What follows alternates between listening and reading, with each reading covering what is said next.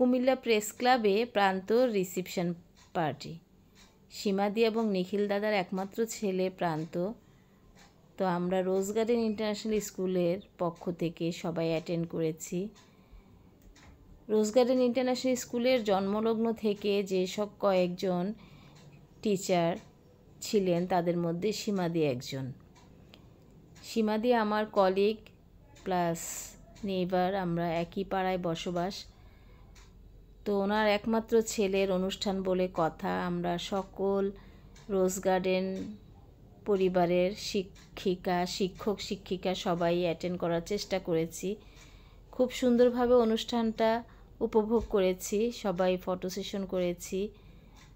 ঢুকতে আমি রোকসানা আপাকে পেলাম, অনেক বছর পর ওনাকে আমি দেখলাম। উনি অসুস্থ, দেখতে যাব করে কয়েকবার প্ল্যান করেও যাওয়া হয় নাই, তাই ওনাকে ধরে নিয়ে কমিউনিটি সেন্টারের ভিতরে ঢুকলাম।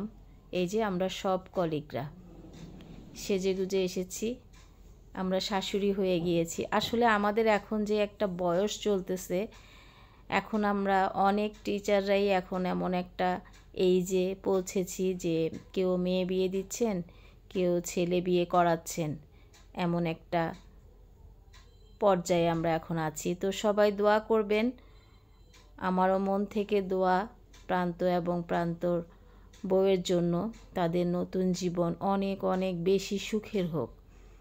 এই যে বর কনের ফটো সেশন চলছে, সবাই গিয়ে তাদের সাথে ছবি উঠাচ্ছে।